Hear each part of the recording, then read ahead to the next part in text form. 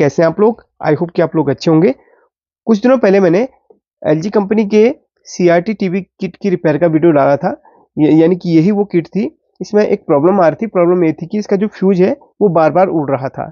यानी कि अचानक से चलते-चलते टीवी का फ्यूज उड़ गया और बाद में जब कस्टमर ने इसमें नया फ्यूज डाला फिर जाके उड़ गया। यानी कि बार-बार ये फ्यूज उड़ने की जो प्रॉब्लम आ रही थी, तो इसका मतलब ये हुआ कि सर्किट में कहीं न कहीं आपकी शॉर्टिंग है। तो मैंने उस पार्ट में बताया था। ये तो वैसे सेकंड पार्ट है, फिर भी आपको थोड़ा-सा समझा देता हूँ। अगर वो नहीं भी देखोगे तो भी आपको थोड़ा यहीं से जानकारी मिल जाएगी। तो उस पार्ट में मैंने समझाया था कि किस तरीके से फॉल्ट को फाइंड किया जाता है और फॉल्ट हमारा एसटीआर से निकला था। देखिए, जब भी किट के प्राइमरी सेक्शन में प्रॉब्लम आती है और फ्यूज के बार-बार उड़ने की जो समस्या आती है, वो बेसिकली हमारे 3 जगह से देखने के लिए मिलती है। वैसे तो कुछ भी इसमें प्रॉब्लम हो सकती है, लेकिन जो सबसे ज़्यादा केस जहाँ पर आते हैं, वो होता है एक तो रेक्टिफायर, जो आपके जहाँ से इनपुट करता है वहाँ जो एसी होती है उसको डीसी बनाने का काम करता है, जिसको आप रेक्टिफायर, ब्रिज रेक्टिफायर या आप डायोड भी कह सकते हैं, क्योंकि वैसे तो आजकल यहाँ पर इस तरीके का रेक्टिफायर लगा हुआ आ रहा है। पहले 4 डायोड भी लगी हुई आती थी। किसी-किसी किट में ऐसा भी हो सकता है। तो रेक्टिफायर अगर शॉर्ट हो जाए तो आपका फ्यूज बार-बार उड़ सकता है। अगर रेक्टिफायर सही है तो उसके बाद आप कैपेसिटर पे चलेंगे। कैपेसिटर भी कभी-कभी क्या होता है ना, शॉर्ट हो जाता है। तो वैसे कैपेसिटर कम चांस होते हैं शॉर्ट होने के, और जो रेक्टिफायर होता है कम चांस होते हैं शॉर्ट होने के। इसके बाद जो नेक्स्ट चीज़ थी वो थी आपका ये जो स्विचिंग के लिए लगाया जाता है एसटीआर। किसी-किसी में आपको ट्रांजिस्टर भी मिलता है और किसी-किसी में आपको अलग चीज़ भी देखने के लिए मिल सकती है और किसी-किसी में आपको आईसी भी मिल सकती है। तो इस तरीके का जो फॉल्ट होता है वो आसानी से निकल जाता है। तो हमने जब चेक करा तो शॉर्टिंग हमारी कहाँ पर आ रही थी। ये जो मेन कैपेसिटर है, इसके पहले मैं इसको शॉर्ट कर लेता हूँ। हो सकता है कैपेसिटर चार्ज हुआ हो, तो ठीक है।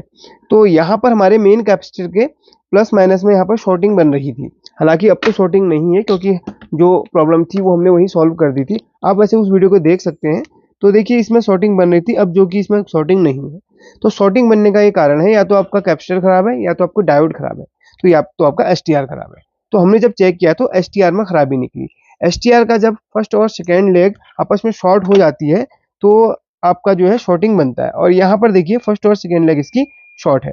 अब यहाँ वहां पर फिर से चेक करा दो, ब्लर हो गया था। यहाँ पर देखिए, इसकी फर्स्ट और सेकेंड पिन ये इस तरीके से शॉर्ट बता रही है, फुल शॉर्ट है। तो जब इसकी फर्स्ट और सेकेंड पिन ही शॉर्ट बता रही है तो यहाँ पर कैपेसिटर शॉर्ट दिखाएगा ही दिखाएगा।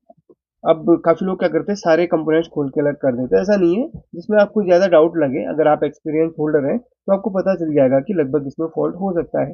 तो हमने ज्यादातर देखा कि आपका एसटीआर में भी प्रॉब्लम आती है, तो एसटीआर में अलग करके देखा। यहाँ पर मेरे पास है एक एसटीआर जो कि इसी नंबर का है। देखिए, यहाँ पर आप देखेंगे STR W6554A, STR W6554A number का भी हमने मंगवाया है, लेकिन हमारे पास ये आने में लगभग 1 डेढ़ हफ्ते से ज़्यादा लग गया है। तो चलो आ गया है और हम इसी नंबर का लगाएंगे। हालांकि मॉड्यूल वगैरह भी इसमें लगते हैं, बट हमने मॉड्यूल लगाना ज़्यादा उचित नहीं लगता है। हम जो पार्ट अगर मिलता है तो उसी को ही लगाना ज़्यादा पसंद करते हैं, और ये अब ज़्यादा मार्केट में मिलते नहीं, कहीं से चलो जुगाड़ करके उन्होंने भेजा। अब देखिए, एसटीआर जब आप चेक करते हैं, जब आप देखिए नया एसटीआर है, जब लगाने वाले हैं, तो उसके फर्स्ट और सेकंड नंबर की पिन पे आपको इस तरीके से आपको एक डायोड वैल्यू मिलनी चाहिए। और फर्स्ट नंबर की पिन पे आप ब्लैक प्रोब को रखेंगे और सेकंड नंबर की पिन में रेड प्रोब को रखेंगे। बस इन दोनों में ही आप चेक कर लीजिएगा कि कंफर्म हो जाएगा। आपको एक डायोड वैल्यू जो कि आपको 400-500 के समथिंग मिलनी चाहिए। तो लगभग ये वैल्यू काफ़ी होती है एसटीआर के सही समझने के लिए। तो हम इससे पुराने वाले को निकालेंगे और नए वाले को लगा देंगे। बस इतना आप काम आप कर लें। अच्छा, यहाँ पर हीट सिंक कंपाउंड जरूर लगाएं, क्योंकि जब एसटीआर वर्किंग होगा, लोड पर होगा, तो थोड़ा सा हीट करेगा। तो उसकी हीट को थोड़ा सा ट्रांसफर करने के लिए, हीट सिंक तक प्रॉपर पहुंचाने के लिए आप हीट सिंक कंपाउंड का इस्तेमाल कर सकते हैं। नहीं हो तो कर लेना, वही जुगाड़ होना चाहिए, क्योंकि कुछ चीज़ें ऐसी होती हैं जिनकी ज़रूरत होती ही होती है। तो ये उनमें से ही एक है। तो फाइनली ये लग चुका है।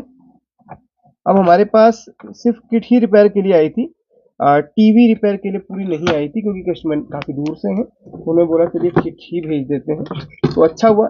कुछ ऐसी प्रॉब्लम्स होती है जिनमें टीवी का भी होना ज़रूरी होता है, बट इसमें नॉर्मल एक प्रॉब्लम थी तो इसमें किट से ही अपना काम चल गया। देखिए STR जब हम लगाएंगे तो सही तरीके से ये जो लेग है, जहाँ पर जो लेग सोल्डरिंग होनी है उन्हीं लेग को हम वहाँ पर पहले इंसर्ट करेंगे। ऐसा नहीं कि कहीं पर भी आपने करना है। तो अगर आपको हम नए टेक्नीशियन हैं तो इन चीज़ों का थोड़ा सा ध्यान रखते हुए काम करेंगे।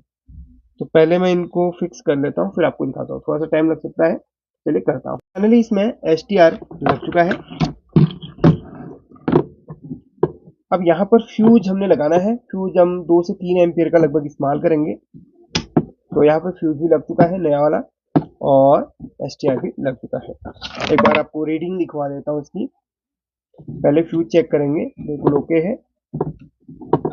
और STR जो कि पहले यहाँ पर शॉर्ट बता रहा था कैपेसिटर के पॉइंट पे, अब आपको दिखाऊंगा तो कोई शॉर्टिंग नहीं है। जो वैल्यू आ रही है वो यहाँ पर मिल रही है, ठीक है। अब कोई इसमें शॉर्टिंग नहीं है। हम इसमें सभी लेग को चेक कर लेते हैं। देखिए, इससे हम सभी लेग को चेक करेंगे, किसी में भी आपस में शॉर्टिंग नहीं है। हो गया। अच्छा, यहाँ पर अब देखिए, यहाँ पर टीवी तो नहीं है कि आपको चेक करवा सकूँ, और ऑन करते वक्त इसमें से स्पार्किंग होती है तो उसमें दिक्कत होती है। मुझे थोड़ा सा डर लगता है इसमें, क्योंकि ओपन सर्किट में चेक करने में। तो कस्टमर के पास जब ये भेजूंगा तो कस्टमर को बोलूंगा कि एक छोटा सा आप मुझे वीडियो बना के दीजिए, ताकि मैं अपने वीडियो के उसमें लगा सकूँ। अगर अगर कस्टमर मुझे सेंड करेंगे तो मैं इस वीडियो के कॉर्नर पे उस वीडियो को लगा दूंगा, इसको ऑन करने वाली, ठीक है। तो फाइनली ये बन चुकी है। अगर आपको पसंद आए तो लाइक कर लेना, शेयर कर लेना, और इसका पहला पार्ट देखना हो तो वो भी देख सकते हैं। हालांकि मैंने समझा दिया है, पार्ट देखने की जरूरत नहीं है, फिर भी आप इसको लाइक कर सकते हैं। Thank you so much for watching this video.